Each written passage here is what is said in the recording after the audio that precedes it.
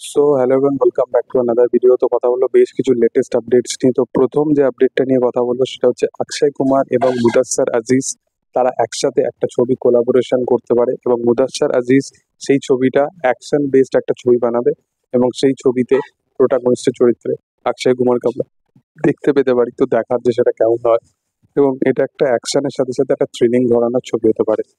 অন্যদিকে অক্ষয় কুমার এবং প্রিয়া দর্শনের আরেকটা ছবি আসতে চলেছে। প্রিয়া দর্শন অক্ষয় কুমারকে যখনই ছবি আনে, সেই ছবিতে রাজপাল যাদব, জনি লিভার এরকম কাইন্ড অফ নামগুলো যুক্ত হয়, এবং সেটা আউট এন্ড আউট একটা কমেডি ছবি হবে। এবং সেটা কোনো ছবির বলতে পারো না কোনো ফ্র্যাঞ্চাইজ বেস ছবি বা কোনো রিমেক বেস ছবি হবে, সেটা একদম ফার্স্ট পার্ট বলতে পারো রিলিজ হচ্ছে। এবং অক্ষয় কুমারকে যদি কেউ কামব্যাক করাতে পারে সেটা প্রিয়া দর্শন। প্রিয়া দর্শন মানে তার কমেডি অন্য লেভেলের। তো দেখার যে সেটা কেমন হয়। প্রিয়দর্শন রিসেন্ট টাইমে রামের যে ডকুমেন্টারি যেটা হচ্ছে, অযোধ্যায় রামের যে ডকুমেন্টারিটা হচ্ছে, সেই কাজের সাথে একটু ব্যস্ত আছে। তারপরে সেই কাজটা কমপ্লিট করার পর সে যুক্ত হবে অক্ষয় কুমারের সাথে, যে কাজটা সে বানাচ্ছে সেটার সাথে। তো দেখার যে সেটা কেমন হয়। প্রডিউসার দিল রাজু, যে ভারিসু বলে ছবিটা প্রডিউস করেছে, সে আর একটা ছবি তার সাথে বানাতে চায়, ভামসি পারিপাল্লির সাথে বানাতে চায়, যে বারিসু ছবিটা সে ডিরেক্ট করেছিল। সেই ছবিটা শাহিদ কাপুরের সাথে হতে পারে, এবং দেখার যে সেটা কেমন হয়।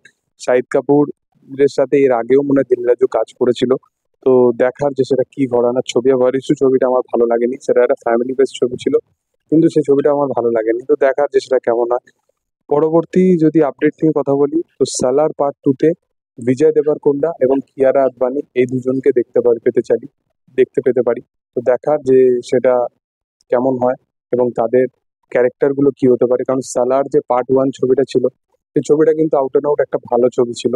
ছবিটা নিয়ে অনেক কিছু কথোপকথন উঠেছিল, কিন্তু দেখার যে প্রশান্ত নীলের এই ইউনিভার্সে বিজয় দেবরকোন্ডা, যার অনেক দিন ছবি প্রায় ফ্লপই চলছে, তো দেখার যে সে কিরম ভাবে কামব্যাক করে। রণবীর সিং এবং প্রশান্ত ভার্মার ছবিটা খুব তাড়াতাড়ি ফ্লোরে যাবে, এবং শোনা যাচ্ছে যে রণবীর সিং ফাইনালি প্রশান্ত ভার্মার সাথে কাজটা কনফার্মেশন করে দিয়েছে। রণবীর সিংকে রিসেন্ট টাইমে সাউথের অনেক পরিচালকের সাথে দেখা যাচ্ছে, রিসেন্ট টাইমে অ্যাটলির সাথেও দেখা গেছে, এবং লোকেশ কানাগরাজের সাথেও সে থালাইভা 171-এ ক্যামিও থাকতে পারে তার। তো দেখার যে সেগুলো কেমন হয়। আশা করি যদি ভালো হয় তো পুরো খেলা ঘুরে যাবে। ওয়েলকাম টু দ্য জঙ্গল অক্ষয় কুমারের আপকামিং ছবি। এই ছবির শুট এখন চলছে। এই ছবির শুট কমপ্লিট হয়ে গেলেই হেরাফেরি 3 নিয়ে কাজ শুরু হবে। তো দেখার যে যে ছবির জন্য আমাদের ছোটবেলা থেকে ওয়েট করে আছি, যে ছবির জন্য আমাদের স্কুল লাইফ, কলেজ লাইফ সব কেটে গেছে, সেই ছবিটা ফাইনালি কাজ স্টার্ট হচ্ছে। তো দেখার সেটা কেমন হয়। সিঙ্ঘম 3 এই ছবিটা আমরা সবাই জানি 15 অগাস্টে আসতে চলেছে, কিন্তু ছবিটা পোস্টপোন হয়ে গেছে। 15 অগাস্টে এই ছবিটা আসবে না, কারণ যেহেতু পুষ্পা 2 এর একটা বিশাল বাজ আছে। তো সিঙ্ঘম 3 ছবিটাতে রোহিত শেট্টি, অজয় দেবগান, অক্ষয় কুমার, টাইগার শ্রফ মানে করিনা কাপুর পুরো কাস্ট নিয়ে একটা ডান্স নাম্বার সে ডিজাইন করছে। তো দেখার যে সেটা কেমন হয়।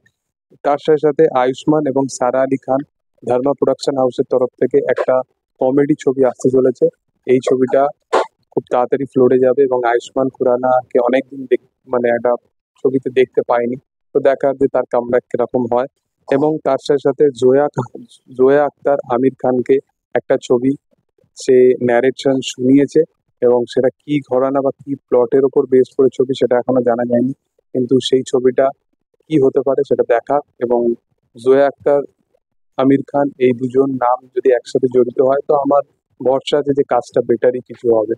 তো এটাই ছিল আপডেট। তোমাদের কি বক্তব্য অবশ্যই কমেন্ট সেকশনে জানিও। ভিডিও ভালো লাগলে অবশ্যই লাইক শেয়ার সাবস্ক্রাইব করে দিও। Thank you all.